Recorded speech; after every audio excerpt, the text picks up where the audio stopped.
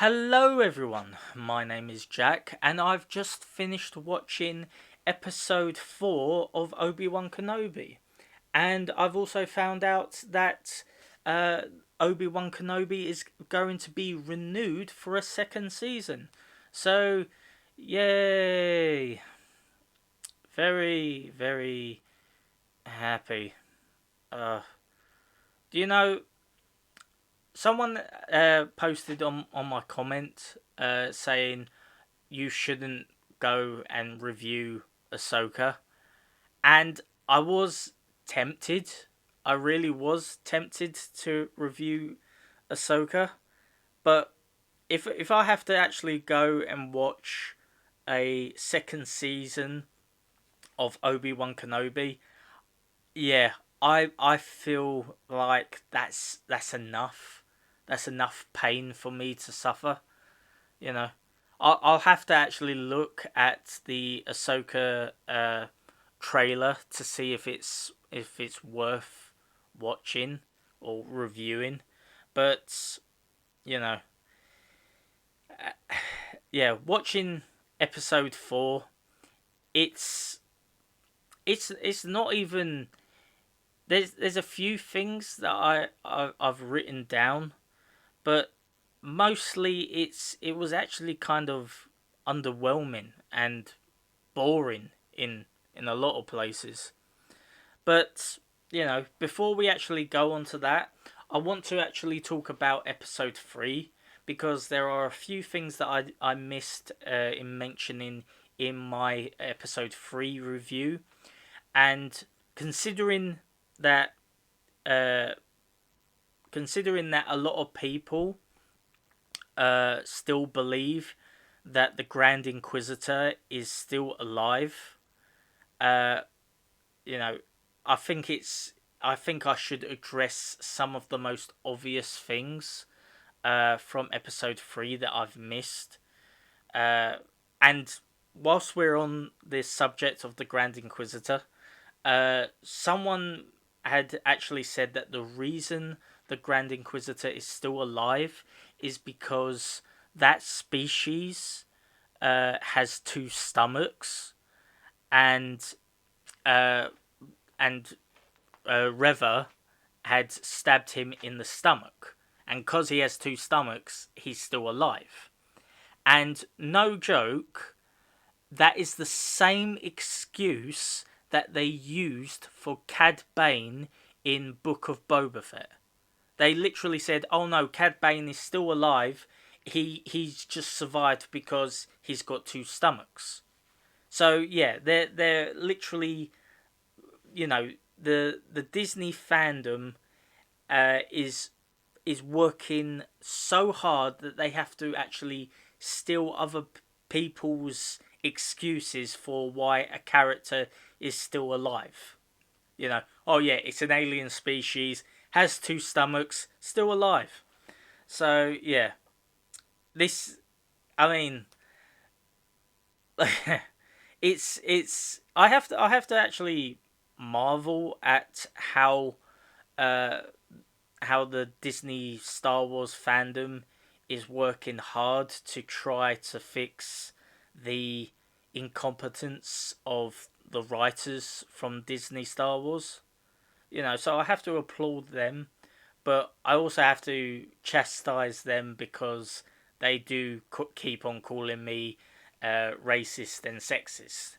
So, whilst we are on the subject uh, of Kenobi, I want to actually address things that have nothing to do with with the Reva character, and complain about why they have ruined Obi-Wan Kenobi and Darth Vader. So let's go into it. Uh, Obvious thing: Obi-Wan calls Leia in front of four stormtroopers, uh, which is a very stupid thing to do, and something that Obi-Wan would not do. So they've made Obi-Wan an idiot. Uh, Obi-Wan can't walk around a laser gate, even though we see that he can easily walk around a laser gate, you know, I thought that he was going to, disable the laser gate and then jump into the vehicle and travel. But no, he disables the laser gate and then runs through. I mean, why didn't you walk around? It would have been easier and you would have saved time. So, yeah, they've cemented Obi-Wan as being a complete idiot. Uh, Reva beats Leia to the escape ship, even though Leia had a 15-minute head start. And remember, Leia is a person who has managed to outrun Obi-Wan Kenobi and bounty hunters sent to capture her. She's managed to outrun them. So Reva is faster than a supersonic Leia who was given 15 minutes head start. Leia doesn't recognize that Reva is who she is the bad guy when she appears ahead of Leia. Even though she would have recognized her face and her voice in episode 2, because Reva is shouting, "You can't run, Obi-Wan." Leia would have heard her say that.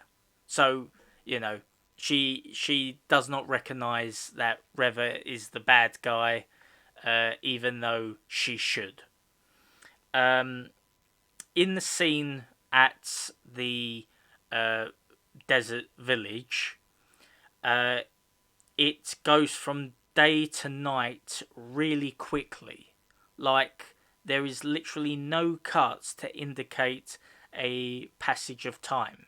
They are literally talking in a room, and then suddenly it's dark out, and it's quite jarring. And I know why they did it. I know why they did it. It's because they wanted Vader's appearance to be more ominous in the dark. They didn't want Vader to appear in the daylight. And so they had to make it so that it was dark. The problem is they don't show a passage of time where Obi-Wan is stuck there and the sun goes down or anything. They don't have any cuts at that point. So this is a problem with the editing as well as the direction. Obi-Wan doesn't help people when they are being killed and just runs away. So not only does this show make Obi-Wan look like an idiot, they make him look like a coward as well. And then you have the fire scene, the Vader fire scene. This scene is some of the most damaging to Vader that you could possibly do, right? Without him being pink, basically. It makes Vader look incompetent. Like, literally. At this point, Vader should have killed Obi-Wan, right? He has him, down on the ground, and, Vader, like, Obi-Wan is saved from Vader by Sniper Lady.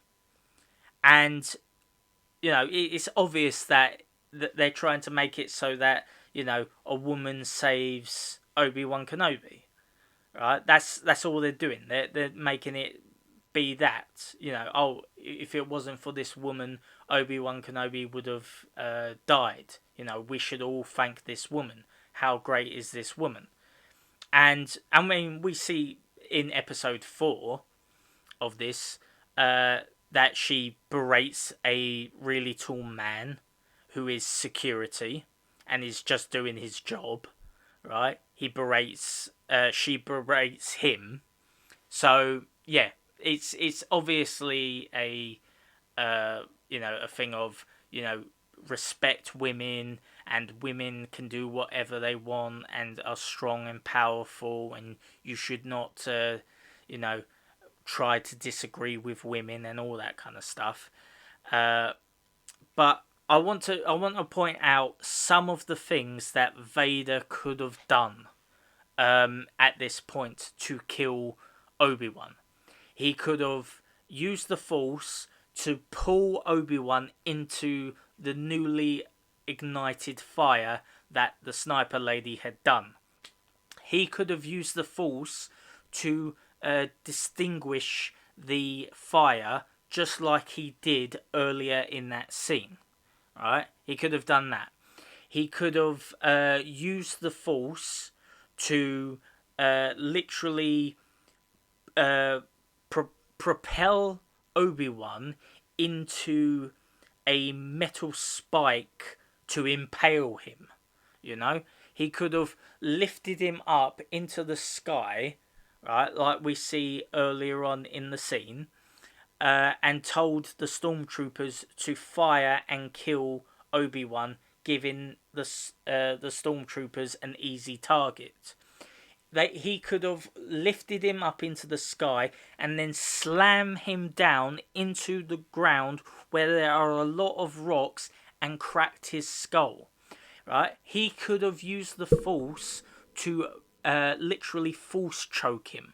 He could have used the Force to break his neck, like we see in a scene earlier on in the episode. He could have gone and used his lightsaber and propelled it into Obi-Wan Kenobi, killing him. He could have used the Force to literally just force choke or snap the neck of the sniper lady, giving him a chance to go and kill Obi-Wan. He could have used the Force to disable the metal robot and literally use the Force to land the metal robot who would have been a ton at least, and make him land on Obi-Wan, killing him, if not disabling him. He could have walked through the fire, right? He could have walked through the fire to go and kill Obi-Wan, but he doesn't. He literally does not do that, right? And I'm going to bring up a reference here, right? This is a scene from Rebels. Vader is lifting an ATST in Rebels. There is fire surrounding him. He was crushed by an ATST, and he is lifting it up effortlessly. Right? Obi-Wan should have been killed at this point. There is no excuse. Absolutely none. Right? For some reason, Vader did not want to kill Obi-Wan, even though it is within canon that Vader is obsessed with killing Obi-Wan. Except for that point. He should have killed Obi-Wan at that point. I have seen some people say, well, maybe Vader wants him to be a worthy opponent. Maybe Vader wanted him to, be a strong opponent so that Vader can defeat him and prove that he is the better man. Now, that is pushing it.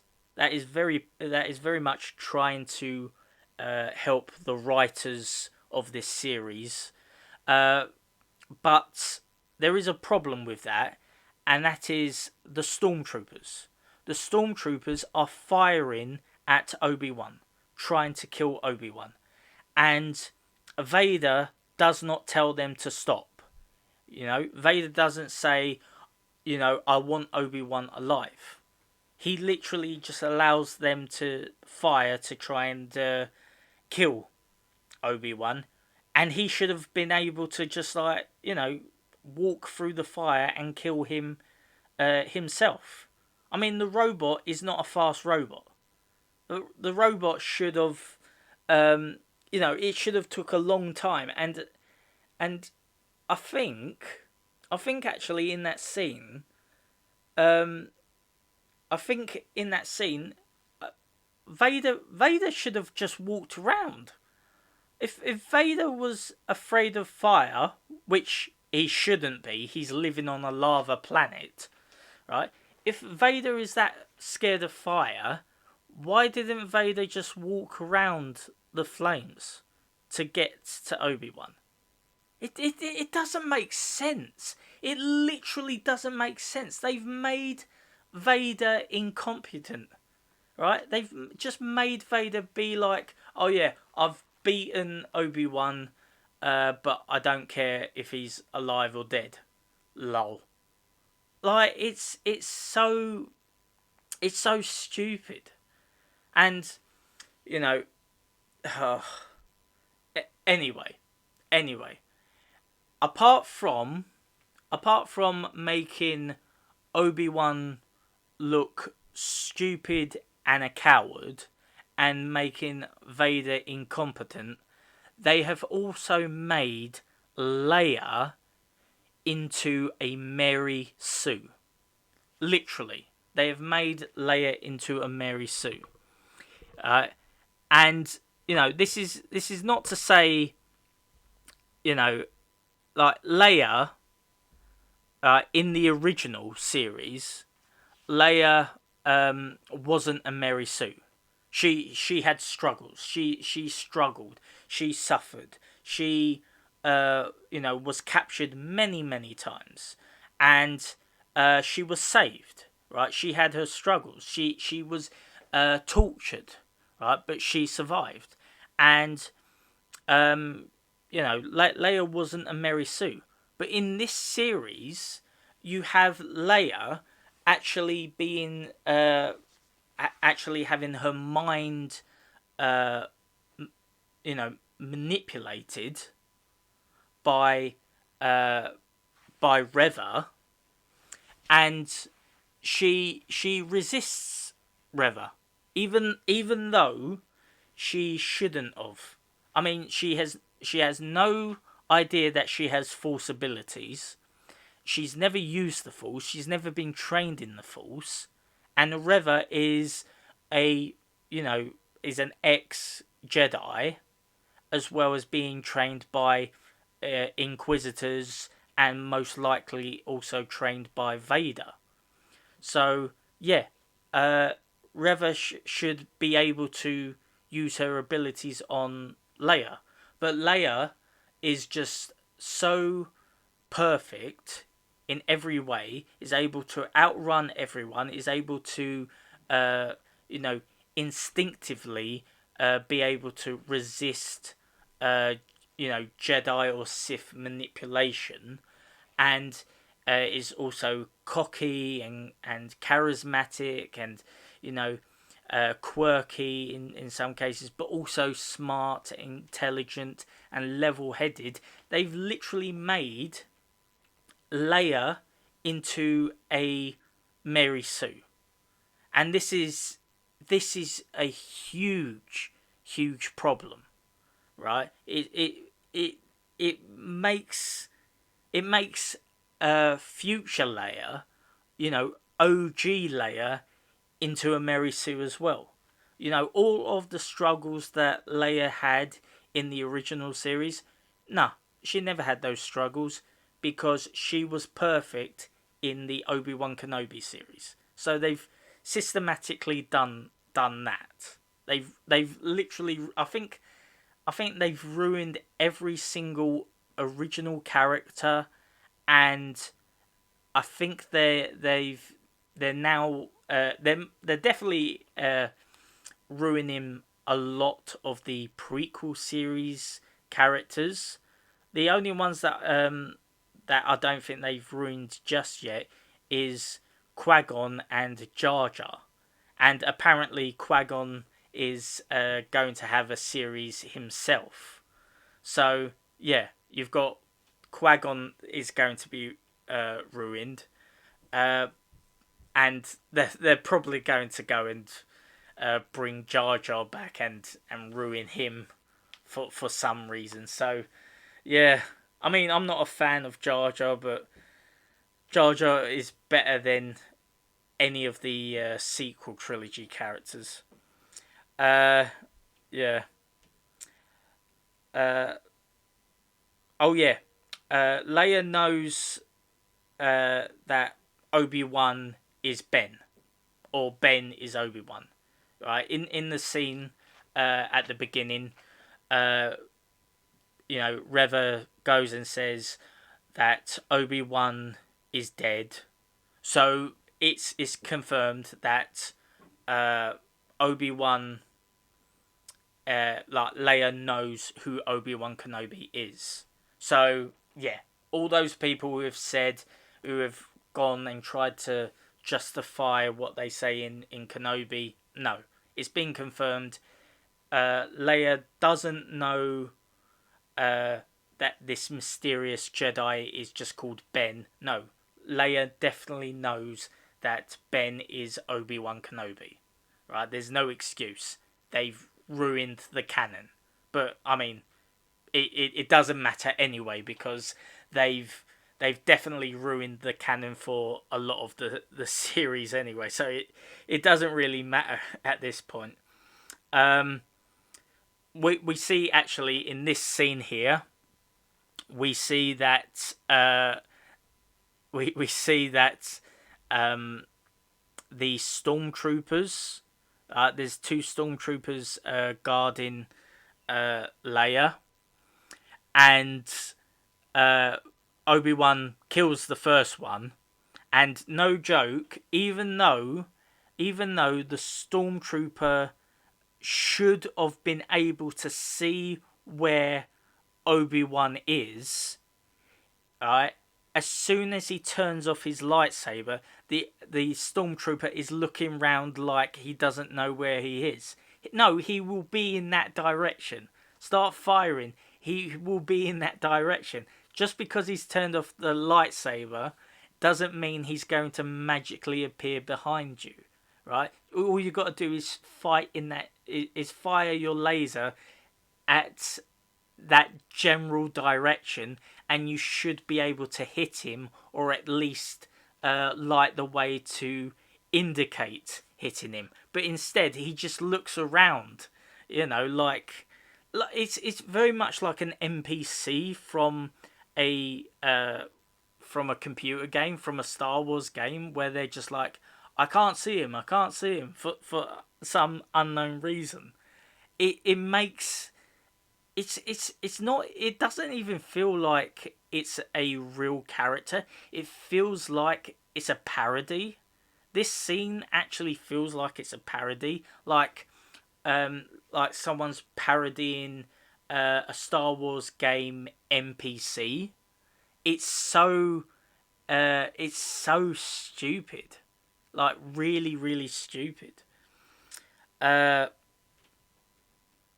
Also, the female sniper, she uh, gets arrested by stormtroopers and is magically able to escape being arrested by stormtroopers because women power, all that amazing stuff, all that amazing jazz. Uh, yeah, I think that's really all I can say about the series, like the episode. Uh, it was a it was there was nothing exciting about it. And it should have been an exciting scene, but it didn't feel like it was an exciting thing. It was very underwhelming, and I have to actually say, in many cases, it was also kind of boring. And I was watching intently. I was looking at certain things. I saw that they had like this weird fish in the water, which I thought, oh, that's a nice design. Um, you know, some of the sets were good. I did notice that they reused um, a storyline from uh, I think it's Jedi Order. Uh, I think that's what it's called, Star Wars Jedi Order, the game. I've not played it, but I've seen clips where they are in a water level and the glass breaks and Vader is holding the water back. You know, very similar to what Obi-Wan Kenobi does in the scene. So it's very similar in that respect. Um, but yeah, I don't think there's anything else really to say. It was very very underrated. Like it was a very uh, very boring episode. Really, it was. Yeah, it was nothing interesting. Like there was no. I'm trying to find the word, but it literally escapes me. There was no urgency, right? There was no fear that the characters are going to be uh, killed or captured or anything like that. And I know that it's weird to say, oh well, you know, this is a prequel. Obviously, Obi-Wan's going to survive and all that. And it's like, yeah, but that you can still feel the urgency. You can still feel like, oh, there's a possibility that they're going to be hurt or injured or this or that, you know. And you don't feel like that in this scene. You don't feel like that in any of the episodes. And it's not that exciting, to be perfectly honest. Um, of course, at the end of the scene, we find out that Reva has put a homing chip, onto the little droid that Leia has. So she's going to be tracking where Obi-Wan Kenobi is. Um, you know, so yeah, it's leading up to, like, I'm going to call it now. I'm going to call it now. Um, Leia is going to give the little droid to Obi-Wan as like a present. Obi-Wan's going to go to Tatooine and uh, and then she's going to go to Tatooine, uh, discover that Luke is there. She's going to have a redemption, and then she's going to be killed by Darth Vader. It does look like the leaks are 100% true, and yeah, they're going to have a redemption arc for uh, this character that that has literally cut off a woman's arm, has killed many people, including in this scene, she goes and destroys a ship, um, you know, just using some grenades because, of course, she can do it.